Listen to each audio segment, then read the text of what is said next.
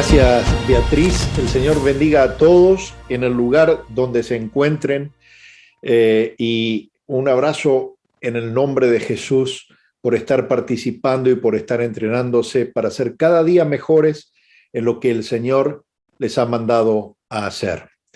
Gracias, Arnold Enns, que desde hace muchísimos años, con quien estamos trabajando juntos en COICOM, como mencionaba Beatriz cuando estábamos entrando en la conferencia, nos hemos encontrado, o el lugar de encuentro común es en los COICOM, y pronto el Señor permitirá que lo hagamos personalmente, nuevamente, porque hay algo que la virtualidad nos ha complicado un poquito, y es poder abrazarnos y tener esa comunión física, aunque tenemos una comunión virtual preciosa.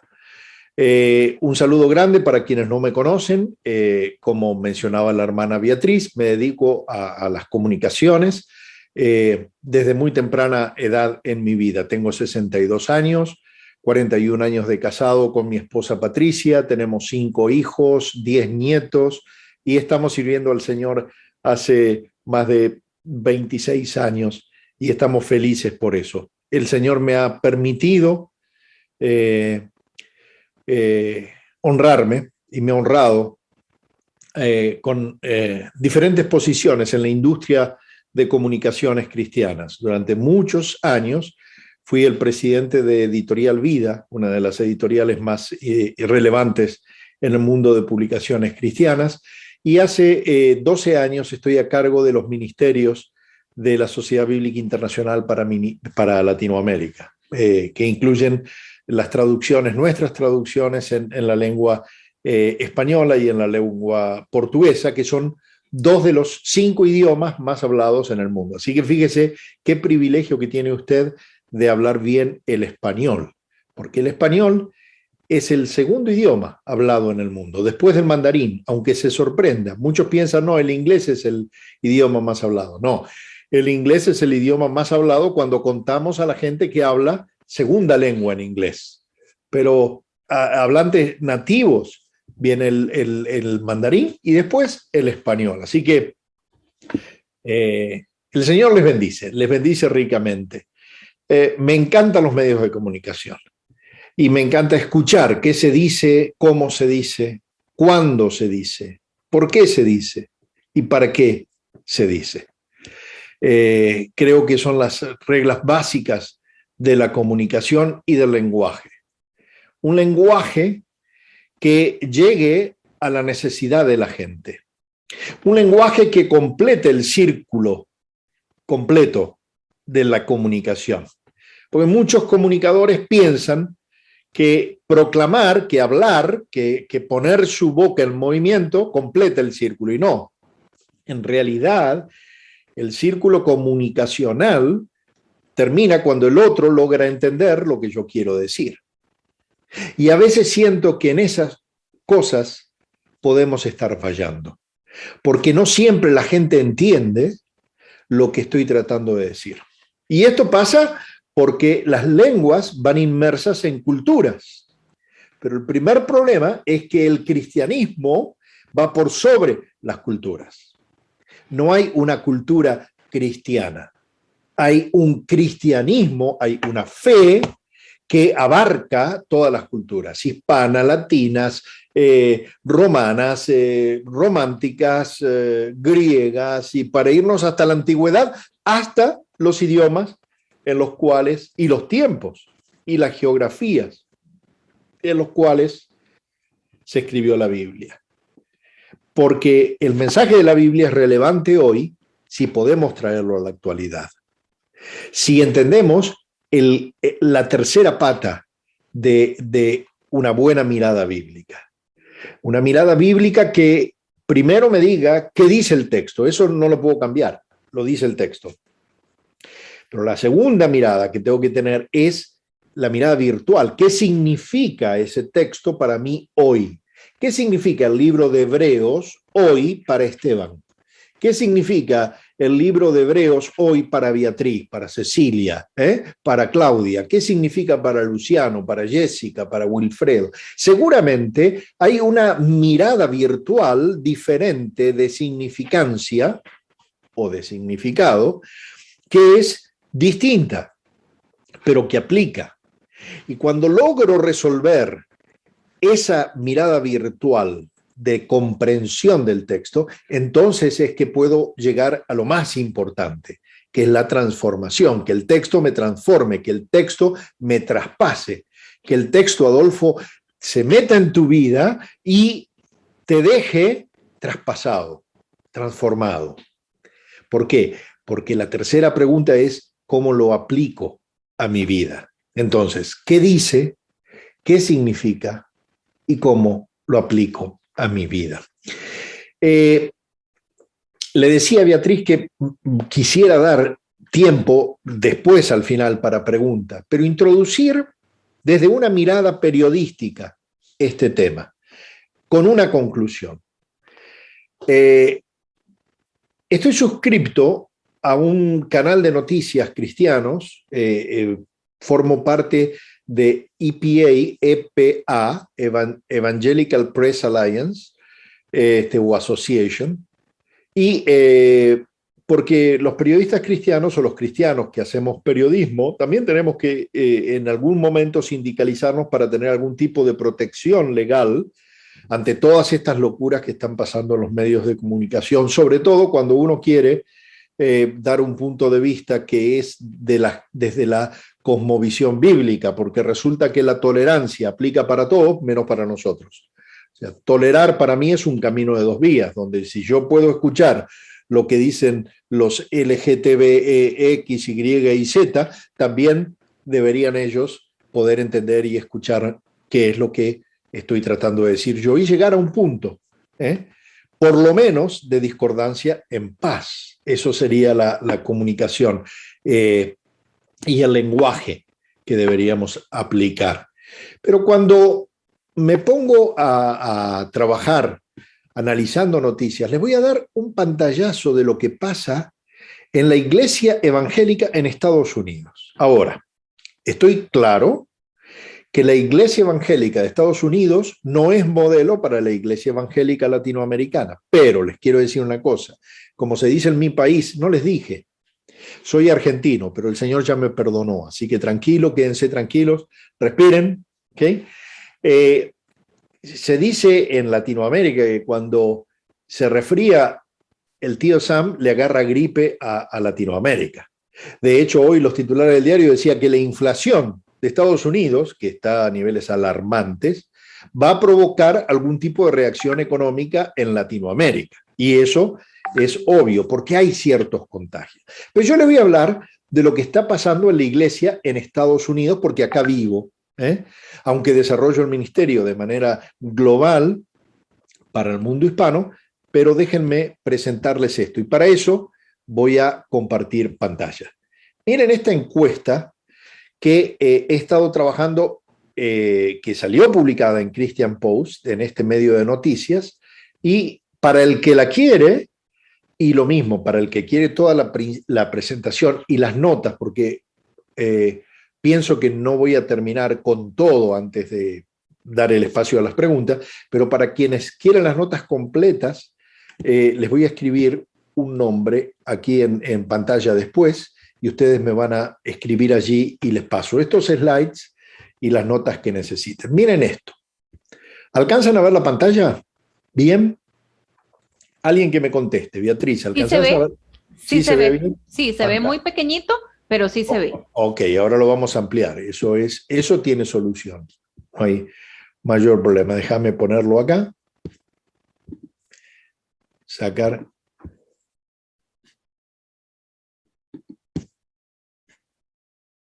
Y poder compartir el slide. Miren, ahora se ve un poco mejor. Sí, ya se ve más grande.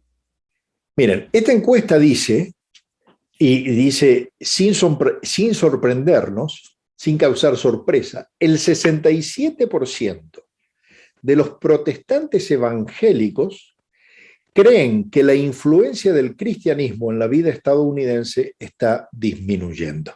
Esa es parte de todas estas análisis. ¿Por qué habrá disminuido, digamos, la influencia en un país que es protestante, que fue fundado bajo la confesión de que esta tierra es para Cristo?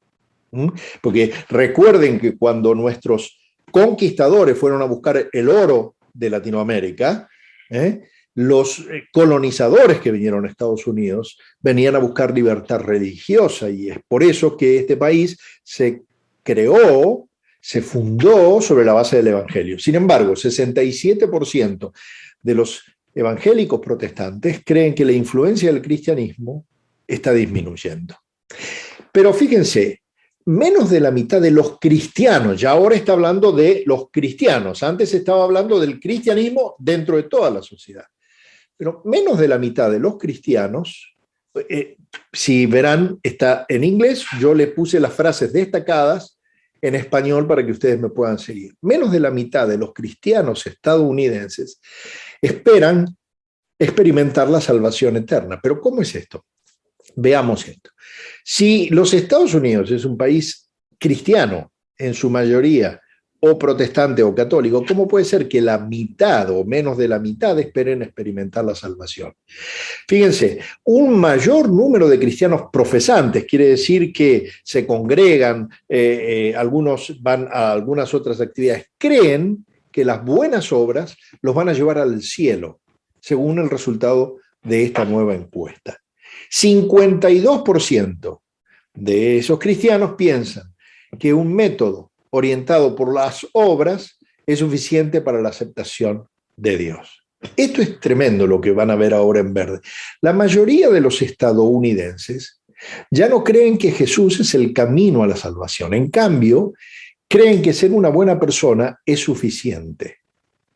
2/3 de los estadounidenses creen que tener algún tipo de fe es más importante que a qué fe particular perteneces. Más de la mitad, y acá vamos al punto que quiero ir, más de la mitad de los feligreses protestantes tienen dificultades para entender las Escrituras. Y creo que este es un punto central. Si este país se está descristianizando es porque la Escritura no se está entendiendo. Dice 57% de los comprometidos protestantes, feligreses que están en alguna membresía, dicen que la Biblia es desafiante, es un desafío leer y entender la Biblia. Entonces, acá tenemos un problema de lenguaje. Y hay un problema que se mezcla en la cultura, porque dice el ruido espiritual en la cultura durante las últimas décadas ha confundido y ha engañado a cientos de millones de personas. Entonces, ya simplemente no podemos asumir de que la gente tiene una comprensión sólida de los principios bíblicos más básicos. Fíjense, 36% sostiene una opinión asociada con el Evangelio de la Prosperidad, que Dios siempre va a recompensar la fe verdadera con bendiciones materiales en esta vida. Y esto es lo que trae la cultura. Y es lo que se ha metido en la iglesia a través de la cultura. Ahora les voy a explicar un poco. Yo creo en la prosperidad, pero creo en algo que se llama suficiente es suficiente. Porque prosperidad sin contentamiento no está en la Biblia. Uno puede ser absolutamente próspero y dar absolutamente todo a los demás. Entonces, sé que esto incomoda a muchísimos, pero es la verdad. Y como yo no escribí la Biblia, no la puedo cambiar. Fíjense, este reporte dice que 35 millones de jóvenes van a dejar el cristianismo para el año 2050. Hermanos, algo tenemos que hacer. Algo debemos hacer. Es crítico. Ya me recuperaron en la pantalla.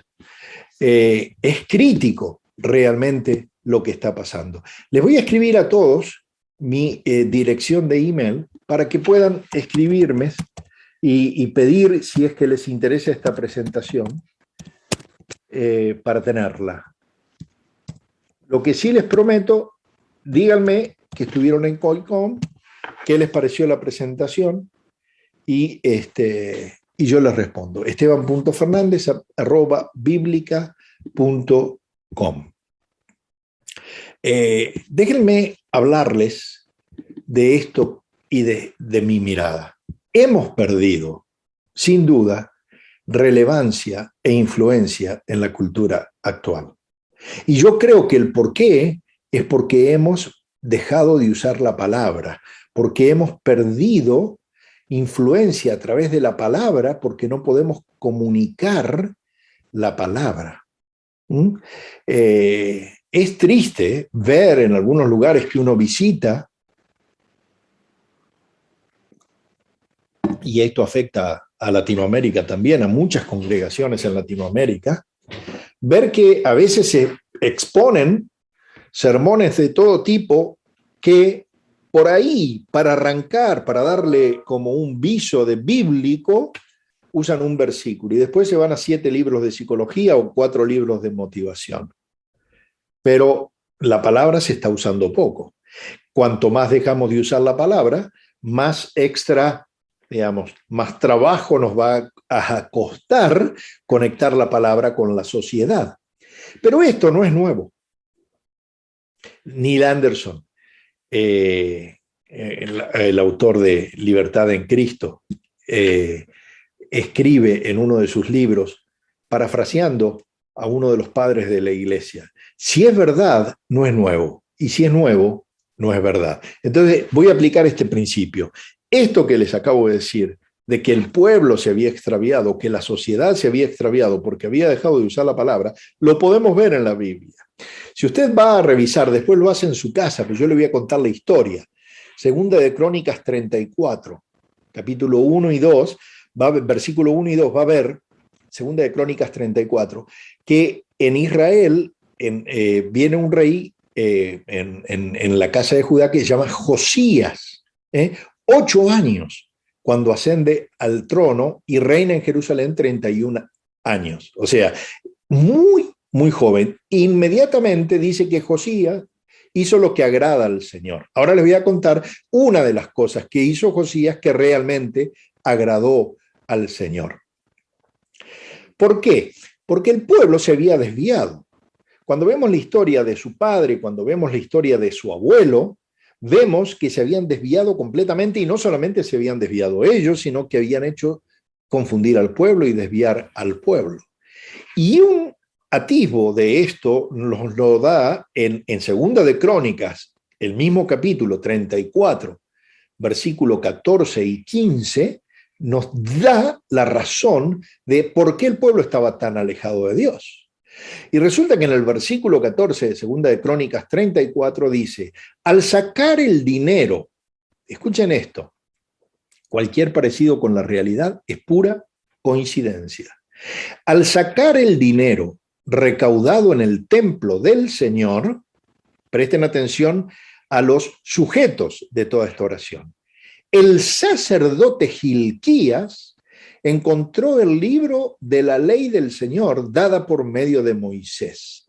La ley del Señor, hasta ese momento, la Torá, que nosotros conocemos como Pentateuco, era la palabra que ellos tenían, era la palabra de Dios, la palabra dada a través de Moisés.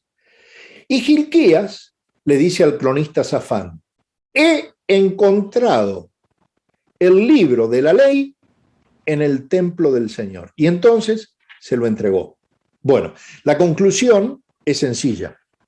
Cuando algo se pierde, se encuentra. Hay que encontrarlo. Y por antonomasia, cuando algo se ha encontrado, es porque había estado perdido. ¿Pero dónde había estado perdido? Había estado perdida en la casa de Dios. La palabra, y la encontró un sacerdote. Pareciera que tenían más interés en ir al templo a buscar el dinero que a buscar la palabra de Dios. Ojo con eso, porque eso es meter cultura, porque esta es una cultura de consumismo, de capitalismo salvaje. Es una cultura de extra archi mega prosperidad, donde uno para complacer a Dios y para saber que está bendecido tiene que andar con 5 aviones y pedirle a la congregación que le pague la gasolina de los aviones. Tengamos cuidado con esas cosas.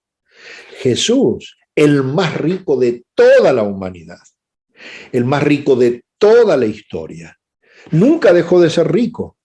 De hecho, aún tenía recursos, porque un carpintero en la época de Jesús, un carpintero es lo que hoy conocemos como un constructor, porque un carpintero trabajaba piedras, trabajaba todos los elementos de la construcción, no solamente la madera. O sea, tenía una empresa próspera, pero ¿cómo vivía?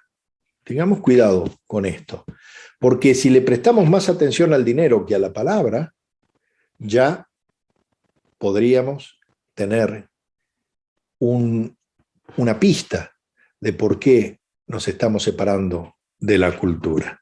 Ahora, muchos años después de eso, que la Biblia se perdió dentro del templo, Lutero nos devolvió la Biblia, porque la Biblia estaba extraviada y solamente le pertenecía, durante muchos años se encerró de nuevo en las catedrales, en las cátedras, en los magisterios de la iglesia. Ni siquiera los sacerdotes comunes podían tener acceso a la Biblia, pero la Biblia estaba en un idioma inclusive que la gente no entendía. Un idioma que solamente podía ser interpretado por los que sabían ese idioma.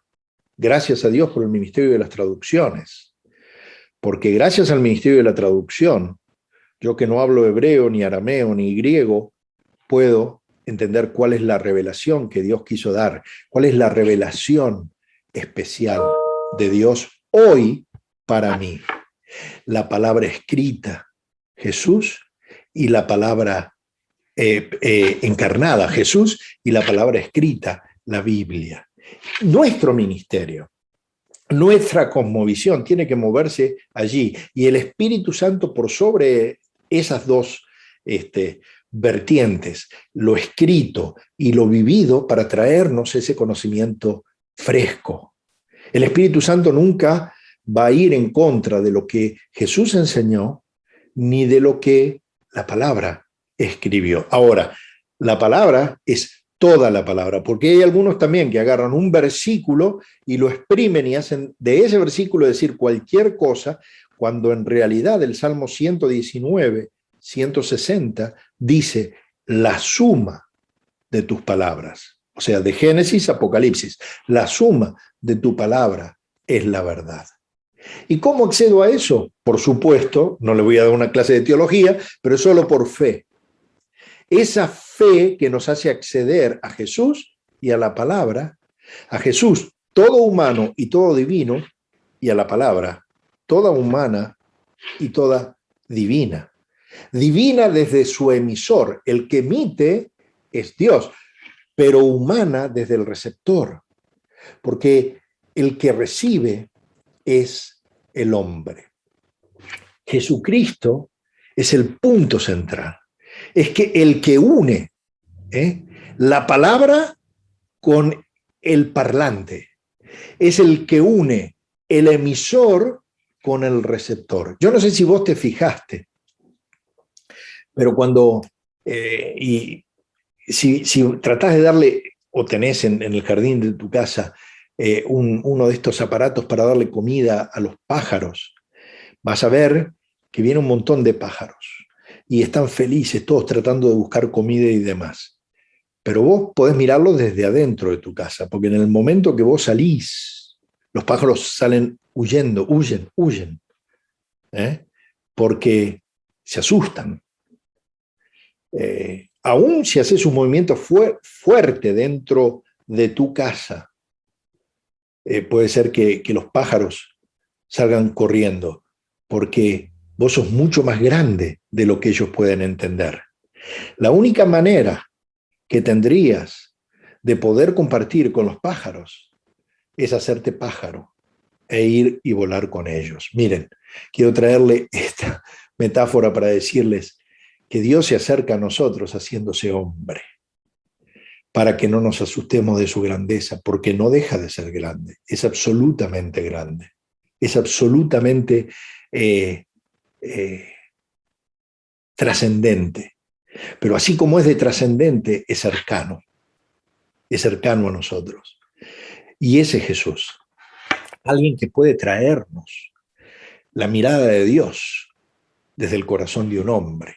Y entonces mi desafío es, ¿con qué ojos estamos mirando la Biblia hoy? ¿Con los ojos de Jesús? ¿O con los ojos de una tradición o de una denominación? ¿Con qué lenguaje estoy leyendo la Biblia hoy? ¿Con el lenguaje de una denominación? ¿Con el lenguaje de una tradición? ¿O con un lenguaje actual como Jesús, que hablando hebreo, decidió llevar su ministerio en la Palestina hablando griego, pero no griego de la universidad, no griego el del Areópago, sino griego koiné, el de los pescadores, el idioma sencillo, el que el hombre podía entender.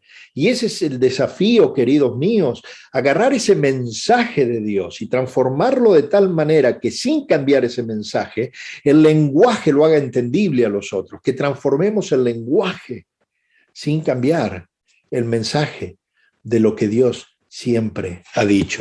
Descansando en esta confianza que el Espíritu Santo va a cuidar la revelación de Dios. Así como cuidó mientras Dios revelaba su palabra y llegaba al corazón de los hombres y a la mente de los hombres, y mientras esos hombres la pusieron en los papiros, o la pusieron en las tablas, o la pusieron en las piedras, o en los cueros, en los códices, hubo un Espíritu Santo de Dios cuidando esa palabra, pero también es el mismo Espíritu de Dios, el mismo Espíritu que nosotros recibimos y somos sellados en el momento de aceptar a Jesucristo como Señor y Salvador. Ese Espíritu Santo está cuidando la palabra hoy, cada vez que vos abrís la Biblia. Y ahora vas desde el texto a tu mente y de tu mente a tu corazón. Ese Espíritu que hace que de repente Felipe pueda entender en un pasaje algo y yo entenderlo de una manera diferente, porque el Espíritu sabe cuál es mi necesidad. Y a veces pasa que muchas veces leyendo distintos pasajes o los mismos pasajes en diferentes circunstancias, vamos entendiendo cosas diferentes, porque Dios nos va inspirando. Eso se llama inspiración, iluminación, esa inspiración divina que viene por el Espíritu Santo. Esa revelación fresca que inspira a cada lector de la palabra. Pero la misma cosmovisión, el mismo mensaje, eso que le dijo a los hebreos sigue vigente para mí hoy.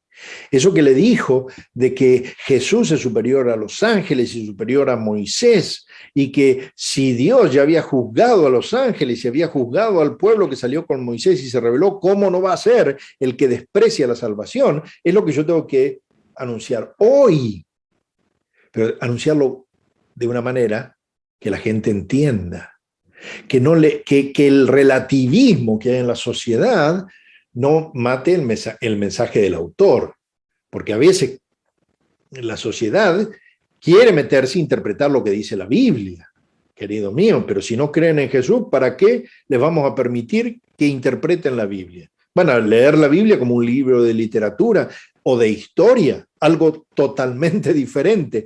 La Biblia es espíritu, y sin el espíritu no se puede entender la Biblia. Por eso digo, es tan peligroso tantas veces cuando nos ponemos a sumar y a restar con la palabra de Dios. Relativismo. Eso es parte, y la Biblia, si algo tiene, es que no es relativa. La Biblia es blanco o es negro. No hay grises. De hecho, el Señor dice que a los tibios, ustedes saben, vayan a Apocalipsis y los leen. Entonces, cuidemos, porque tenemos que cerrar puertas. Miren, yo sé que hay muchas cosas de las que estaremos diciendo que no son populares. Pero vaya y hable con Dios, porque yo no la escribí. Y si yo no la escribí, yo no la puedo cambiar. Eso se llama autoridad moral, no robarle el mensaje al autor. Pero esto del relativismo ya viene, fíjense lo que decía don Ramón de Campoamor en 1848, un siglo y medio antes que nosotros, decía, es que en el mundo traidor Nada hay verdad ni mentira. Todo es según el color del cristal con que se mira. Mentira. Eso nos quieren hacer creer. Pero la palabra tiene virtudes. La palabra es permanente, la palabra es simple y la palabra es pública. Es permanente. En un mundo cambiante donde el relativismo te puede estar tratando de dictar una agenda, lo único que podemos confiar de que permanece es la palabra de Dios. Porque dice la misma palabra. Cielo y tierra podrán pasar, pero tu palabra jamás va a cambiar. Pero también la palabra de Dios es simple. La palabra de Dios debe leerse y debe entenderse claramente, porque Dios quiere hacerse entender. Querido mío, en mis tiempos de Editorial Vida, las ventas de productos cristianos, el 60% de las ventas de una buena editorial son Biblias, es la palabra de Dios. Y ahora que estoy en una sociedad bíblica, te puedo decir, aunque no vendemos, nosotros damos los textos de manera gratuita, en un área ministerial que le llamamos extrema generosidad, prueben, escriban, pero la Biblia es el libro más vendido de la historia. Sin embargo, tiene una característica que es mucho más importante que esa. La Biblia es el único libro que existe en toda la humanidad que mientras vos te sentás a leerlo, el autor se sienta al lado tuyo a explicártela. No vas a conseguir que Miguel de Cervantes Saavedra vuelva, que Shakespeare vuelva, que García Márquez vuelva, que Octavio Paz vuelva, pero el Espíritu Santo, el autor de la palabra, la Trinidad, se sienta y te hace entender lo que estaba diciendo. Por eso tenés que leer la palabra con entendimiento. La palabra simple. Y la simpleza es una virtud, no es un defecto. En comunicación, la simpleza tiene que ser, porque para poder simplificar, uno tiene que haber escudriñado hasta lo profundo y hacerlo simple. Pero a veces hemos creado lenguajes que solamente entendemos nosotros adentro de los templos. Pero si la palabra la leyéramos solamente adentro de los templos, adentro de las iglesias, dejaríamos de hacerla pública, porque no es, la palabra de Dios es para todos. Nosotros no le hacemos un favor a Dios cuando solo la leemos los domingos en el servicio. La palabra de Dios debería leerse en los colegios, en la Cámara de Representantes, en los canales de televisión. Debería usarse como una palabra de fe para contrastar con otros sistemas filosóficos, porque resulta que está permitido hablar de todo, pero que cuando vos querés hablar de la palabra, te censuran. No, la palabra no es para un grupo selecto, no es para regocijo de unos pocos, es una buena noticia para toda criatura, para toda lengua, para toda edad, para toda condición social, para toda condición de salud, para toda situación económica, para todo ámbito. Y tu desafío y el mío es recuperar esa palabra. La sociedad nos ha obligado a leerla en los templos, porque ahí quizás no molestamos. Pero la misma revelación de ayer, de la palabra, ese mismo amor de Dios, debe ser un mensaje relevante para la sociedad hoy. Y quiero decirte esto, si Pablo fuera hoy a la ONU, o si fuera a Harvard, o si fuera a CNN o a Televisa, Pablo usaría el lenguaje que la gente usa. Ojo, que nosotros a veces creamos un lenguaje evangélico que nadie entiende y no podemos permitir que la cultura valide o invalide la palabra de Dios, porque como les dije, la palabra está arriba de la cultura, la suma de tu palabra. Actualizar el lenguaje de la palabra sin alterar el mensaje. Porque hay cosas, y eso lo tenemos que ver, que descubriendo el sentido profundo de la palabra, descubriendo lo que ha querido decir el Señor a ese pueblo que le habló en esa geografía y en esa historia, puedo descubrir cuál es la voluntad de Dios para mí hoy. La Biblia está llena de puentes hermenéuticos entre diferentes textos. Hay que cruzarlos simplemente. Cuando encontramos diferencia en un texto, tenemos que ir a mirar ya un poco más en sentido amplio. A veces la palabra nos divide porque en unas versiones traducen y le ponen una coma, en otras no le ponen coma. Miren, cuando la diferencia microscópica del análisis de la palabra sienta que está yendo en contra de la unidad del espíritu que el Señor quiere para la iglesia, entonces se le va la mirada y en vez de mirar con microscopio, le va con telescopio. Y mirar la palabra con telescopio a 30.000 metros de altura. Mirar el todo te va a ayudar a entender. ¿Por qué? Porque puede haber una diferencia entre lo que se dice y lo que se transmite. El decir es del mundo físico, de la lengua. El transmitir viene de la impartición, de lo espiritual. Entonces tenemos que estar entendiendo que la palabra de Dios no la puedo mover por más que a veces no me guste las cosas que estén diciendo, o por más que hoy se juzgue como políticamente incorrecta. Entendiendo de que no todo el lenguaje bíblico lo voy a poder entender. ¿Por qué? Porque hay muchísimo sentido figurado. Entonces, imagínense si en Latinoamérica, nosotros que hablamos todos español, cuando vamos a traducir una Biblia tenemos que fijarnos que el español que hablan los argentinos sea el español que hablan los puertorriqueños, los mexicanos, los estadounidenses, los colombianos, los panameños, los mexicanos. ¿Por qué será? Porque el lenguaje también puede dividirnos. Si yo digo, voy a contar la mosca, y me escucha un argentino, seguramente sabrá que estoy hablando de plata, que estoy hablando de dinero. Contar la mosca es ver cuántos recursos tengo. Pero si me escucha otro decir una frase así, obviamente no lo va a entender. Si yo digo, estoy peinando canas es envejeciendo. No quiere decir que mi tarea sea la de un peluquero de personas mayores que peine canas. Y todo eso, aunque podemos tomarlo a bromas, tenemos que entenderlo porque todas esas cosas están en la Biblia. Entonces, cuando vayamos a usar Biblias, tratemos de entender y el sentido grande, el sentido amplio. Eso nos va a ayudar a comunicar con dignidad la palabra de Dios. Y acá está el otro tema.